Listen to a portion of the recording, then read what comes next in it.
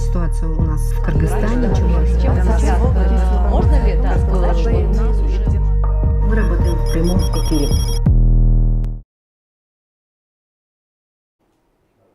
Саламатсыздарбы урматтуу теле көрүүчүлөр, кыйын долбоору өз ишин улантат. Берүүнү мен Кайыргүл Урумканова алып барам. Говоритова маалымат агенттиги кыйын долбоорун ушул 5-6 жылдан бери ишке ашырып келе жатат. Ушул убакыттан бери биз жөн гана ушундай эфир уюштурбастан биз тренинг өткөрөбүз. Тренинг бул коммуникация тууралуу. Эл менен кандай баарлашуу, медиа менен кандай баарлашуу, туура кандай интервью бериш керек, ошол эле жерде суроолорго кандай жооп бериш керек деп туруп, анан эксперттик потенциалын айымдардын, өзгөчө региондордун жогорулатууга биз өзүбүздүн ушундай салымыбызды кошуп келе жатабыз.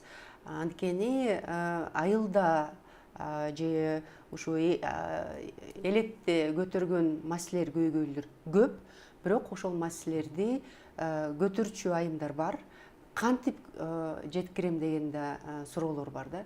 Кантип жеткирем дегенде ушундай биздин долбоор жардам берет. Биз ошол үнүңөрдү, айылдын үнүн жеткиргенге аракет жасап келе жатабыз. Ушу канча жылдан бери ушул долбоорду иштетип келе жатабыз. Быйыл да биз ушул жаңы жылды да ушул долбоорду иштетели деп мындай кадам жасап жатабыз. Анткени керектүү долбоор экен. Айылда көтөргөн маселелер көп экен, анын баарын ушул борборго да жеткириш керек болуп атат. Анткени чечилип калса, ар бир адамга, ар бир кыргызстандыктарга мындай жардамыбыз да болушу мүмкүн да. Бүгүн да биз жакшы маселени көтөрөбүз. Бул маселени мындай хайп көтөрчү же кандай деп айтсам, бул маселени көп эле медиа көтөрө бербейт. Анткени бул азыркы мен айтуучу проблеманын артында чоң бир көрүүчүлөр, көрөрмандары жок. Алар лайк баспайт. Бирок көйгөй бар. Көйгөйдү чечүүчү жолдору бар, бирок чечилбей келе жатат. Бул тема өзгөчө балдардын апаларынын көйгөйү деп аталат. Бүгүн бизге ушул Талас облусунан, Чүй облусунан келип жатат айымдар. Гүлсина Субанбекова, Жаркын келечек коомдук бирикмесинин жетекчиси. Саламатсызбы? Саламатсызбы? Таластын өзүнөн болосузбу? Талас шаарынан болом. Талас шаарынан келип жатат. Жана ошондой эле Гүлмайрам Чилиева, жергиликтүү кеңештин депутаты. Чүй курама айылдык кеңеши деп коет. Азыр деген кеңейбедиби? Атыр киргенден бери силердин территорияңарда чоңойбоду, Чоңойду биздики. Ошончо курама деп калды да. Курама айылып койду ойчу. Куш келипсиздер. Бүгүнкү теманы да көтөргөн себебибиз аябай көп биздин балдар муктаж, жардамга муктаж. Анан бул жерде депутаттар да жогорку жергиликтүү кеңештер гана эмес, жогорку кеңештин депутаттарында ушул көйгөйдү чечүүгө мүмкүнчүлүктөрү бар. Кандай? Бул ушу мыйзамдарды өзгөртүп, керектүү чечимдерди кабыл алып, жана ошол жардамдарын региондорго жөнөтүү. Сизден баштасак, эң негизги канча көйгөй бар, ошондой эң негизги көйгөйлөр тууралуу айтып кетсеңиз. Эң негизги көйгөй тема өзү айтып тургандай эле азыр бул аябай актуалдуу тема болуп атат. Коомдо майыптоолугу бар балдардын апаларынын үнү жетпей келет да. Мисалы үчүн азыр төрөлгөндөн баштап эле балдардын апалары маалымат аздык болгондон же ошону жеткиликтүү бербегендиктен кайрыларын билбейт да. Эмнеден башташ керек? Реабилитацияданбы, кайсы жака катталыш керек? Ошону суранат элек да. Тиешелүү например, соцфонд, соцзащиталарга кеңири ошол апалар менен сүйлөшүп, на встречу келип, ошол маселени жооп берсе деп айтат элем. Анткени ошо энелердин колу байлануу 24 саат бою ошол баланы караш керек. Үй бүлөдөгү тирчилик мойнунда. Персональный ассистентке киргендиктен алар башка жакта иштей албайт, үйгө вклад да киргизе албайт да. Ошол жактан аябай көйгөй жаралат бүгүнкү күндө. Анан силерде мындай көйгөй жаралганда силер кимге айтасыңар ошолорду? Мен өзүм айта кетсем, 2018 жылы ушундай көйгөй жаралып, мен өзүмдө да ушундай бала бар эле, майыптоолугу бар бала. кайсы жакка алып барарын билбейм.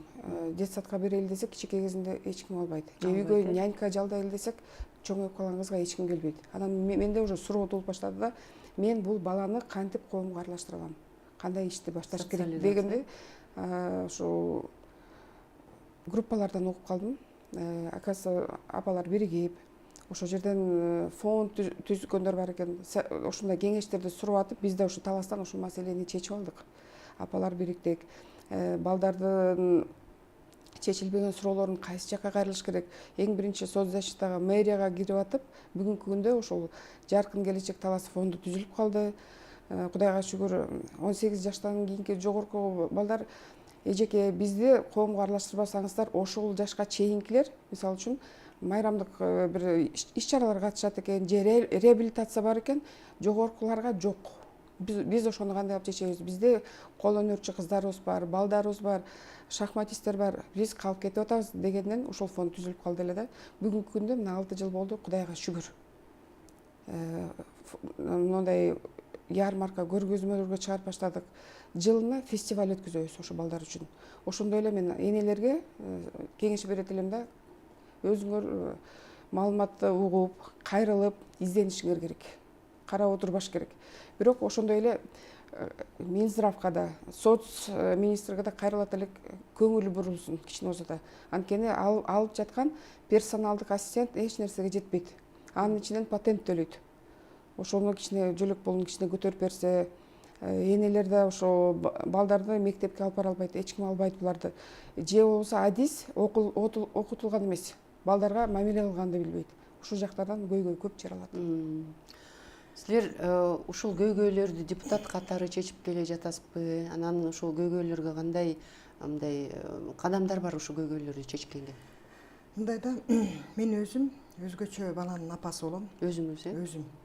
Бул көйгөйлөр мага аябай жакын, тааныш дегендей. Анан ушул үнүмдү, ушул эмени жеткизиш үчүн дагы мен ушу СОЗда депутат болдум. Буга чейин биз аябай эле көп кандай десем коомдор менен баягы түзүлүп, 7 дубанын ичинде ушундай бир активный родитель деген группабыз бар. Ошол жактан бири-бирибизге баягы маселелерди салып турасыздар, маселе салып, кандай кылсак кантип чечилет, эмне кылабыз деп. Мына менин балам 16-дан ашты. Анан мен балам 16-га чыккандан баштап эле менде көйгөй жарала баштады да. Анткени себеби чоңойду да. Чоңойду, биздин республика боюнча бар. 16 жашка чейинки реабилитациялар бар. Аябай жакшы жардамын алдык. Жылыш болду. Анан 16 жаштан кийин жок. Эч жака алып бара албайсың баланы. Ушундайбы? Ошондой. 16 жаштан кийин эч жака алып бара албайсың. Анан кийин 18ге чейин дагы бар экен, бирок ал жак бардык эле бул мүмкүнчүлүк чектелген дегенден кийин баары жалпы аты атала берет, бирок балдардын оорулары бөлүнөт да бабелчи. Азыр 16 жаштан 18 жашка чейинки бар 1-2 реабилитация, бирок бардык эле балдар бара албайт да ал жаккачы. Анткени себеби кээ бир балдар тяжелыйлар, алар ал жактан эч кандай жардам көрө албайт. Кичине андан жеңилирээктер жардам көрөт. Анан мен айтайын дегеним мындайда өкмөт берип атат пособиясын. Жакшы могу персональный ассистентке да ушу ата-энелер аябай биригип, чуркап атып, жеттик деп айтсам болот да. Бизге башында эң жок дегенде 1000 сом эле берип койсоңор, же 2000 сом эле берип койсоңор деп ушу депутаттар, жогорку кеңеш депутаттарынын атынан көп ата-энелер чуркашты, ушу 7 дубан боюнча эле чуркашты да. Анан кийин бул маселебиз чечилди. Бирок чечилген менен баягы жылда инфляция болуп атат да. Могу ардагер пенсионерлердин жылда алардын пенсияларына кошуп турат. А могу персональный ассистенттердин эч эмесине кошулбайт да. Азыркы убакта 9236 сомду ушундай тиет, бирок анын 1,5 сому страховой полиске кетет. 7000 сом менен ата-эне отуруш кыйын да. Анан тяжелый балдарда эч кандай даже ошо үйдөгү жумушту да кыла албайт да. Анан эми мен айтайын дегеним, баягы реабилитацион центрде эле биз чүйдө болсок дагы, мен мисалы үчүн Панфилов районунан бизге Бишкекке, Ак Суу, Караколго барыш бизге деле оор болуп калат. Орусчан бала мененчи. Анан бир райондордо союз убагында болгон экен. Бирок ошонун баары талкаланып кеткен. Ушу райондорго баягы эме ачылса жакшы болот эле да. Центрлар, борборлор, Борборлор, анан жана аба терапия деп коет. Аба терапиясы аябай кымбат. Өкмөттө жок ал терапиясы, бүт частный. Ал 50 000, 100 000 деп төлөшөт ата-энелерчи. Кээ бирлер үйлөрүндө саткандар бар. Ошондой көйгөйлүү маселелер бар да апалардын, аталардын. Андан кийин эмне деп айтам? Балдар эмнеге муктаж ошо өзүбүздүн? Балдар Биз ата-энелер жөнүндө азыр айтып атабыз, а балдар өзүлөр эмне деп айтат? Эмне балдар эми каалашат? мындай да. Балдар баягы сүйлөгөнү бар, баспайт. Басканы бар, сүйлөбөйт да. Ошо менен баягы жакшы баса албаган бала, сүйлөгөн бала коомго кошо эле баягы жашнакай нормальный балдар менен болгусу келет да, бирок алар кошула албайт. Анткени себеби аларды өзүңөрдүн специальный эмеңерге барасыңар, биз ала албайбыз деп алышпайт да. Анан аларда деле баары мындай кыздарга да, кыздар менен азыр каяка алып барам деп ыйлаган ата-эне апалар көп да, кызыбыз мына 20-га чыгып калды. Анан бир жумуш, кээ бирлер ДЦП кыздардын колдору эме кыла албайт да. Анан тагдыры кандай болот деп көбү бушайман болот, ошону ойлоп картайып кеткен ата-энелер бар. Жалаң ошондончу. Бирок биз баягы группада болгондо бирибиз гана баягы ооруган, ден соолуктун кадырын ооруган жан билет деп коет го. Ансыңардай баягы биз өзүбүз жон терисинен сезип аткан үчүн бири-бирибизге мотивация беребиз да. Биз күчтүүбүз, биз алып жүрүшүбүз керек. Биз бул балдарыбызды коомго кошконго аракет кылышыбыз керек деген мындай эмебиз менен да. Баягы өкмөттөн болсо бир жылда бир 2 жолу көңүл бурулат. Анан мен мындай Эмеде да, даталарда эле. Балдардын майрамдары да жок да. 1 июнга уже балдар 16-дан кийин кирбей деле калат. Анан 3 декабрь майып балдардын майыптуу бар, жалпы эле балдар эмес, майыптуу бар адамдардын күнү го. Анан дагы мындай эме кошкум келет да, ушу хотя бы ушу майыптыгы бар балдардын апаларына бир көңүл буруп, жылуу сөзүн айтып, баягы көп эле нерсе берсин дебейм. Бул эң жок дегенде ушу май айында энелер күнү болуп калды го. Энелер күнүндө бир өкмөт тарабынан көңүл бурулса деген ниетте. Баягы ада болсо, адамдын көңүлү гүл эмеспи? Ада болсо апаларга кичине мотивация болот эле да. Кандай көңүл керек сизге, айтыңызчы? Мына сиз депутатсыз өзүңүз, көп нерселерди азыр айттыңыз.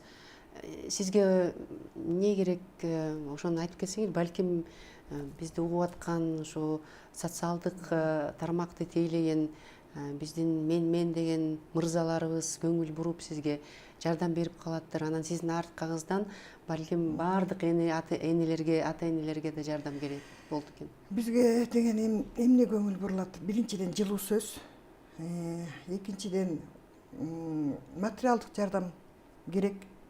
Майыптыгы бар балдардын ата-энеге материалдык жардам керек. Анан кийин могу ушу энелерге дагы өздөрүнүн ден соолугун чыңдоого жардам берсе, өкмөт тарабынанчы. Бизде деген кроттор бар. Ошон эң жок дегенде бир 50% мындай жеңилдетилген путевкалар берилсе, андай деле көп нерсе баягы сурабайбыз да. Анан кийин 18-ден кийин бул балдардын мындай да бир үйдө 3-4-5 бала болсо, чоңойсо деле бул балдардын дагы алар да үйлөнөт, жайланат. Анан ушу баланын тагдыры ойлонот да, бу да үй күтүш керек да. Ушу үй жагынан да. Азыр эми ипотека эме болуп атат, бирок ата-энесинин үйү болсо бул балага үй берилбейт да. Укугу жок турбайбы анда, Так баардык укуктарын ажырайбы эмне? Укук жок, анткени себеби мындай да, мисалы Ар бир адамдын өзүнүн укугу бар да. Ошо бул Майыптуу балдардын укуктары эмне? Булар мисалы үчүн мен өзүм эле балам жөнүндө айта турган болсом, мына 18-ге чыкса, мен балам жаза албайт дагы да. Сүйлөй албайт дагы. Бирок Баягы аны 18-те опекун болобуз. Бирок опекун болгондо деле айылда дагы бир балам бар. Ал үйлөнүп үйдө болуп турган болсо, бул балам да өзүнчө баягы үй жай менен эме камсыздандырышыбыз керек да.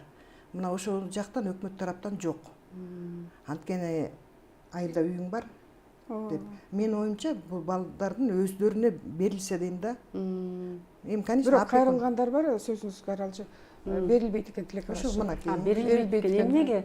Чын эле мындай, эгерде үй бүлөдө бир нече бала болсо, үйлөнөт, жайланышат, анан ал жерде алар да өзүнүн деген үй бүлөсүн түзөт, анан ошол кезде берки балага да деген аябай жаман таасирин атпайбы, аны батпай калышы мүмкүн ал бала ошондой үй бүлөдө. Ошону көтөрүшүбүз керек болот ата. Айтсам болобу? Коомдо ушул балдардын апаларында, майыптогор балдарында эч кандай ролу жок болуп атпайбы? Билинбейт да, эч ким эстебейт дагы, мындайча айткандачы. Ошол биз ушул учурдан пайдаланып, соц министрликке, Минздравга кайрылат элек. Анткени сиз аябай орчундуу маселени айттыңыз.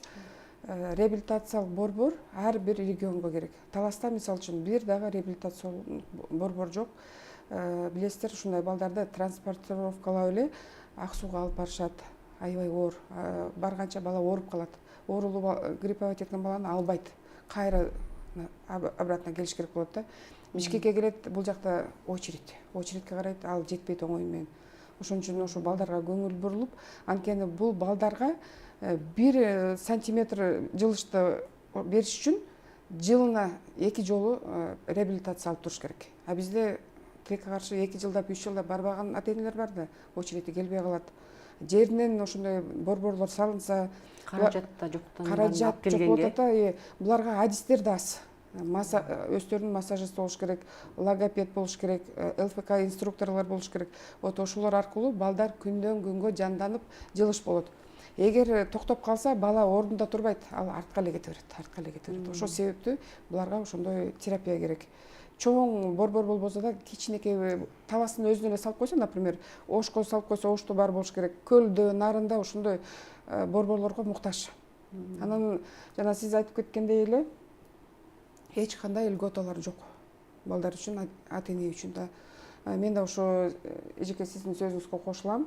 Апаларга өзгөчө кичине көңүл бурулуп калса, материалдык жардамды айтпасам да, жок дегенде ошо путевкага кошуп, апаларды өздөрүнө керектүү реабилитация алып, алар деле психология жактан жабыркайт, психолог менен иштешиш керек, лечение алыш керек. Анткени 24/7ге апа байлануу. Өзүнө көңүл бурганга эмес, еще ошол эле учурда кандай жүк мойнуна турат, үй бүлөнү тартыш керек.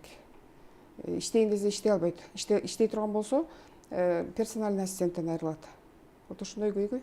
Аябай чоң көйгөйлөр бар экен. Бул чоң көйгөй да. Чоң көйгөй. Анткени үнүбүз жетпейт да. Апанын өзүнүн деген ден соолугу жакшы эмес болсо, ал ресурс да эмес да. Ал деген мындай энергиясы жок болсо, балага кандай жардамын берет?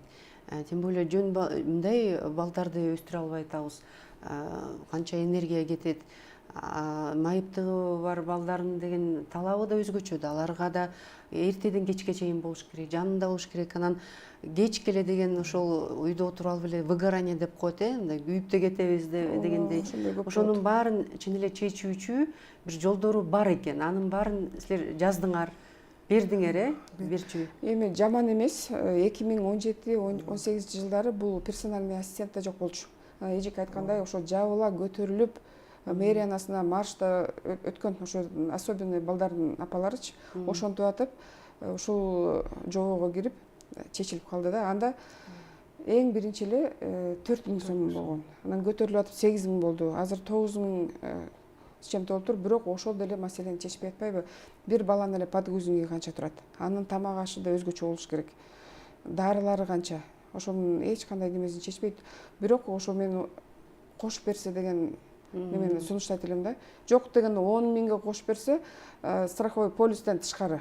Ошо 10.000 болсо деле кичине болсо да ошо үй бүлөгө салым болмок. Инфляция деле болуп атат. Инфляция болуп атат. Мисалы үчүн пенсияларга кошулуп атат, балдардын жөлөк пулдарына кошулуп атат, а ушул балдар көмүскө да калып кетет да. Көппү? Мындай балдар көп. Мен кече эле карап чыктым, статистика боюнча биздин Кыргызстан боюнча эле 18 жашка чейинки балдар 37 миңден ашык экен. Это бул 23 жылдын статистикасы. Адан бери кошулуп атат да. Азыр 3-төн 1 деп айта албайм, 6-дан 1 бала эле ушундай шал оорусу менен, мындайча айтканда ДЦП менен төрөлүп атат. Ар кандай категория мененчи. Анан биз күрөшпөсөк, ушундай балдарга даже мен ойлойм да, кош бойлуу болгон кезде эле энелер менен иштешип, ушундай балдар төрөлбөш үчүн азык-түлүк жагынан өздөрүнө керектүү кам көрүш керек да. Биздин коомго дени сак баланы төрөп алып келиш үчүн. Бул жөнүндө дагы ушу кече жакында да Марлен Маматалиев дагы козгоп атканына, мен аябай депутат, жогорку кеңештин депутаты козгоп атканына мен сүйүндүм. Айтып кетти, ошо персоналный ассистенттер боюнчачы айлыктарын көтөрүү боюнча. Анан мындай кылганда кичине иш жүрүп атат окшойт деп дагы сүйүнүп калам да. Андан кийин биз жанагы сиз айткандай дарыгерлер айылда деле ФАПта фельдшерлер бар. Ушу жаш келиндер менен аябай көп иштеш керек да. Анткени бул оору менен өзүң мондай байланышып калбасаң көп билишпейт да. Бирок жылдан жылга бизде сиз айткан статистика азайбай эле көбөйүп атат да. Бул деген биздин аябай орчундуу Оорулуу бар балдар. Орчундуу маселе да. Оору балдар азайбай эле көбөйүп атат да. Көбөйүп атат, ооба. Анан Экологиянын да таасири, баардык эмнин таасири специалисттер ошо жок э? Адистер жок да? Адис жоктугунан мына жөнөкөй эле өзүмөн келтирсем, мисал келтирсем, мен баламды 1 жашка чейин биздин ошо Панфилов районунун врачтары билген эмес. Мен анда бул эме боюнча да маалыматым жок болчу. Бала 6 айында отурат да, нормальный бала. Бала отурбай атат деп барган учурда дагы балаң борпоң экен, силерге сразу эле отуруп чуркап кетиш керекпи? Отурат да деген мамилени алгамда эме мага ошондой эме берген да. Болбосо бул чүйдө эле Бишкектин жанында э? Панфилов районунда турам. Ошо. Анан мен деген 1 жашында бардым да. 1 жашында ушу Бишкекке 1 жашында жалга келип балам көрсөткөндө 1 жылдан бери каякта жүрдүм. 1 жаштан кийин уже кеч экен да, 1 жашка чейин реабилитация кылыш керек. Ошо кечигип 1 жыл. Ошо 1 Ошону жашка билбейбиз да, маалыматты айтпайт. ошо 1 жашка чыкканда да мен өзүм направление бергилечи. Мага мен барып көрсөтүп келейин дедим да. Мына ошондой немеси тийгенде бизгечи барганда 1 жыл кечиктиң деген. Анан ошо менен иштешип балам 2,5 жашында басты. Басканды деле тиле бериптирбиз, анан сүйлөгөн жагын деле ойлой эле баскан кылып бантип массаж алып чуркап жүрүп 2,5 жашында басты. Бирок сүйлөө речи жок ошо. Азыркыга чейинби? Анан кийин окута албай. Окутканга да канча чуркадым. Окутканга баягы мен оюмда ошондо деле далбастап эле нормальный балдар менен окуп калса экен деп чуркадым. Ага болбогондон кийин специальный школдорго окуса экен десек, комиссиядан өтпөй калдык. Комиссиядан өтүш дагы кыйын экен, анткени себеби бала өң тааныш керек экен. Эми комиссиядан өтүп окуп аткан балдар деле бар. Анан айтып атпайм, мүмкүнчүлүк чектелген деп общий бир темада айтылган менен мунун ичинен аябай балдар бөлүнөт да. Категорияга бөлүнүп кетет да. Анан могу эң оор категориядагылардыкы тагдыры кыйын болуп калат да, кийинки тагдыры. Жанагы мен айтып аткан эле спецшколго окуп, билим алып, анан мындай сүйлөп, коомдо иштеп аткан деле балдар бар. Бирок алар жанагындай үй менен, ана мына менен камсыз боло алат. А мыногу эң кыйын категорияда балдар калып калат да. Аябай өкүнүчтүү, аябай көп көйгөйлөр бар экен. Ошонун баарын чечүүчү мындай уюмдар да бар экен да. Бар. Силерге окшогон уюмдар. Кыргызстан боюнча өзүңөрдүн уюмдарыңар барбы же силер ушу талас менен эле чектелесиңерби? Буга чейин биз республика боюнча чүйдөн Алтынбек Кабаев деген жигит ачты эле. Жерлерди кыдырып, бир жетишкендиги ушул тегерек столдорду уюштуруп, ушул темаларды көтөрүп, бир аз болсо да маселени чечтик. Анткени түштүк региондордо көбүнчө жөлөк пул ала албайт экен. Пара менен ошону чектеп коет экен да. Ошол маселелер чечилди, үнү жетпегендер бир аз болсо да чече турган маселелер чечилди. Экинчиси, ошол өнөрчүлүк боюнча болгон балдарды чогултуп, буларды да таланттарын ачып бердик да, мындайча айтканда. 21-жылы баштаганбыз Таласта, бүгүнкү күнгө чейин ошол мындайча айтканда традицияга айланып калды. Мен Талас шаарынын жетекчилигине, айрыкча Мира Серкеповнага, мэриясына ыраазычылык билдирем. Бизди колдоп, ушул фестивалды жок дегенде жылына өткүзүп берет, салым кошот. Фестиваль өтөт. Анан ошо айта турганым, бийликке да карап отура бербеш керек да, ата-энелерге да, мына сизге да айтып кетет элем да, ушул апаларды бириктирип, ушул көйгөйдү өзүңүздөр да көтөрүп чыгып, мэрияга кириңиздер, фонд ачыңыздар. Кыргыз элинде кайрымдуу инсандар көп. Өзүңүздөр ошондой адистерди чакырып, балдарга реабилитация алсаңыздар болот. Балдарга өзгөчө чөйрө керек, билесиз. Булар обычный балдардын арасында жүрө албайт, өздөрүн жоготот. Анан кийин өздөрүнүн чөйрөсүндө булар ошондой эркин сөзөт. Булар сезимтал келет, бийлейт арасында, ырдайт. Ошондой кол өнөрчүлүк. Мээримдүү. Анан ошо биз ошо фонд жаркын келечекти ачканда мен сүйүнгөнүм, балдарыбыз эже биз дос күтүп калдык, бири-бирибиз менен байланышып калдык. Бир күнү таң калдым, өздөрүнчө кул походко кетип калыптыр. Анан кийин айтып атпайбы, биз өзүбүзчө барып чыгып келдик деп. Бул да жылыш да, бул коомго аралашкан социализация да бул. Анан мероприятияларды бат-бат уюштурганга аракет кылабыз. Эми каржылык жагынан тартыш болот. Бирок ошо балдар ошону күтөт да. Бул өзгөчө балдар ошо өздөрүнүн ичиндегисин чыгаргысы келет, сүйлөшкүсү келет. Анан туура салым кошушубуз керек бардык жактан. Бирок бул биз кичинекей эле нерсени аткарып атпайбыкпы? Жогору жактан ошо жанагы эле соц министрликке, Минздравга мен кайра суранат элем. Бир аз болсо да майыптуулгар балдарга, апаларга көңүл буруп койсоңуздар деп. Рахмат. Сиз да жыйынтыктап кетсеңиз болот ошо менен. Мен дагы мына Гүлсүн айымдын баягы айткан сөздөрүнө баарына мен кошулам. Анан кийин бул бизде мен ошо бир акыркы ошо эмеде ойлонуп жүрөм, өзүмчө ошо биздин райондон, мен башка район болбосо өзүмдүн районуман чогултуп ошо балдардын бир бизде коомдор бар, бирок алар чоң взрослый эмелер да, чоң адамдардыкы. Анан ошо 16 жаштан өйдө ошо балдарга бир баарын чогултуп бир өзүбүзчө дагы аракет кылып балдардын реабилитация кылганына, баягы чөйрөдө артта калып калбай коомго да анча-мынча аралаштырганга аракет кылам деп ойлоп, бул менин алдыда коюп аткан максатым. Жөн эле башташ керек. Сиз баштасаңыз сиз алып кете аласыз. Ошо мен дагы аябай бул ой боюнча ой келип атат, ишке ашырганга аракет кылып атам да азыртан. Биздин долбоор да бирден бир силерге бир кадам жасаганга жардам берди. Сиз билбейт болчусуз да. Гүлсүн жени бул жерден бул долбоордон тааныштыңарбы экөөңөр? Ушул долбоорду атайын ушу кыйын ток-шоусуна келгениме мен аябай ыраазымын да. Анткени бир жагынан келатканды деле мен ойлогом да, дагы мен тажрыйба алсам, башка жактан дагы эмне иш кылып атышты болду экен, баягы үйдө отуруп келгенде билбейсиң да. Ушуна аралашып, мага деген аябай түрткү болду. Сиздин айткан сөздөрүңүз дагы, айткан кылып аткан иштериңиз дагы буюрса, ушу жакшы жактарын алып, буюрса телефонун алмаштырып, жолугуп, сүйлөшүп турабыз.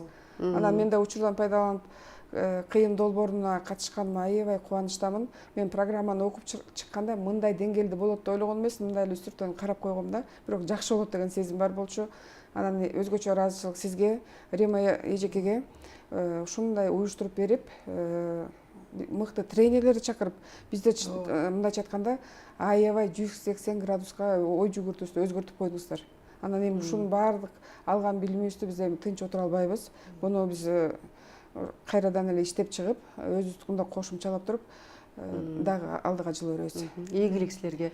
Биз ошон үчүн эле ушул долбоорду ийгиликтүү иштетип келе жатабыз, анткени элге керектүү биринчи долбоор. Анан ушундай биз силерден жылы сөздөр уккандан кийин, силерге чын эле жардам бергенин көргөндөн кийин, анан кой жасайлы деп эле деген бизде шымаланып турабыз да, анткени долбоорлор көп, бирок натыйжалуу долбоорлор аз болуп атат да. Анан чын эле керек болгун келет да, бирдеме эмнең колуңан эмне келет, ошону бергиң келет да. Биз силерди чогултканга, анан силерди ушул коммуникацияга үйрөткөнгө ушул колубуздан келет экен. Анан колубуздан келген нерсени да биз ушинтип жардам берип туралы. Мен да аябай кубанычтамын, экөөңөр мына бири-бириңерди табышып алдыңар. Эженин, Гүлсина эженин да деген тажрыйбасынан мындай үлгү алып, силер да деген көп нерселерди деген кылчудайсыңар, өзүңөр депутат да болдуңуз. Кудай буйруса, ушу баары мындай ирет менен келет. Анан алган билимиңер насип болсун. Бардыгыңыздарга күч кубат силерге. Мен да аябай силерди деген кубанычтамын, ушундай жакшы маанай менен кетип атканыңар. Кичине болсо да психологиялык жардам болуп койду. Чоң жардам болду, бул аябай түрткү болду да. Биз кече даже сөзүңүзгө каралчы таластык өзүбүз келген группа менен сүйлөшүп, бул таласка барганда ушул алган билимибизди дагы тереңдетип, мүмкүн сиздерди чакырып, таластан үнү жетпей калган, келбей калган айымдарга да ошо сунуштасакпы деп атабыз да. Ооба, жакшы болот эле да. Мен дагы ушу кошуп кетем сиздердин айткан сөздөрүңүзгө. Ошо мен мындай тренингке биринчи жолу катышым. Мындай тренингтерге катышып жүрөбүз баягы кыска. Эч убакта мондай мен бул жака келатканда да айтып атышты да, айымдарчы, ой, силер бошо эле каласыңар, түшкө чейин болот, анан кийин кетесиңер мындай депчи. Анан өзүм катышып, биздин бир дагы убактыбыз болгон жок да, даже кантип таң атып, кантип кеч кирип калып атканынчы, убактыбыз менен ушундай эме болуп өтүп атты да, аябай ыраазымын. Жакшы билим бердиңиздер бизге. Оюбуздагы чыгара албай жүргөн нерсебизди түрткү болдуңуздар. Мен да ушу кыйын долбооруна терең ыраазычылык билдирем. Рахмат. Негизи көп мен эмнени түшүндүм жашоодо билесиңерби? Көп маселе бул деген баарлашканда чечилет экен да. Көп маселе коммуникациядан чечилет экен. Анан деген көп маселе ичиңе катып жүрүп, эч кимге айтпай калганыңан анан көп маселе ошондон жаралат экен. Эгерде мындай бири-бирибиз менен урушуп кетип же болбосо мындай болот го, пикир келишпестик, мунун баарын деле коммуникация менен чечсе болот да. Ошондуктан ушул тренингдин деген бирден бир максаты коммуникацияга үйрөтүү. Анан силерге ыраазычылык билдирем, жакшы эфир болду. Кудай колдосун силерди. Мындай балдарыңардын да ден соолугу чын болсун, өзүңөр да ден соолугуңарды карагыла. Рахмат, ийгилик силерге. Сизге да рахмат. Ошо кыйын долбоорунун жолу да узак болсун. Сиздерге чоң ийгиликтерди каалайбыз. Канча деген айымдарды өстүрүп, туура жолду тандап берип атасыздар. Рахмат. Рахмат. Биз менен ошо Гүлсина Собанбекова Жаркын келечек коомдук бирикмесинин жетекчиси таластан бери келип жатат. Жана Гүлмайрам Чилиева жергиликтүү кеңештин депутаты, Чүй курама айылык кеңеши Чүйдөн келип жатат. Рахмат силерге, урматтуу телегөрүүчүлөр. Биз ушун менен эфирибизди жыйынтыктайбыз. Саламат болуңуздар.